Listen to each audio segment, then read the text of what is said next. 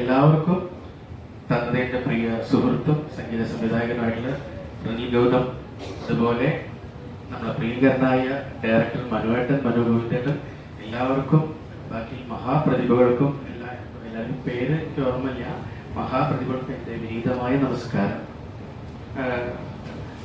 കാട്ടുപൂവ് എന്ന ആ ഒരു കവിതയിലൂടെയാണ് ഞാൻ സോഷ്യൽ മീഡിയയിലൂടെ വൈറലാവുന്നത്. ശ്രീ റിനിൽ ഗൗതാണ് അതിൻ്റെ മ്യൂസിക് ചെയ്ത്, വിനോദ് പൂവക്കോട് ആണ് അതിൻ്റെ വരികൾ എഴുതിയിട്ടുള്ളത്. നിങ്ങൾക്ക് വേണ്ടി 2 വരി ഞാനത് പാടാം. ചിതറിത്തെറിക്കുന്ന ചിന്തകളിലെപ്പോഴും നിന്റെ പുഞ്ചിരിയൊന്നു മാത്രം, മഴവില്ലു പോലെ നീ മനസ്സിൽ തെളിയുമ്പോൾ ഉണരുന്നു എന്നിലെ മോഹങ്ങളും. കൃഷ്ണ തുളസി കതിർത്തുമ്പു മോഹിക്കും നിന്റെ വാർമുടി ചുരുളിലെത്താൻ.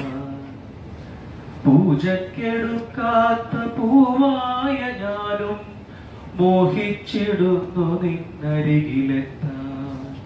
മണമില്ല മധുവില്ല പൂജക്കെടുക്കില്ല, താനേ വളർന്നൊരു കാട്ടുപൂവാണു ഞാൻ. വിടരും മുൻപേ കൊഴിയുന്ന ഇതളുള്ള പൂജക്കെടുക്കാത്ത കാട്ടുപൂവാണു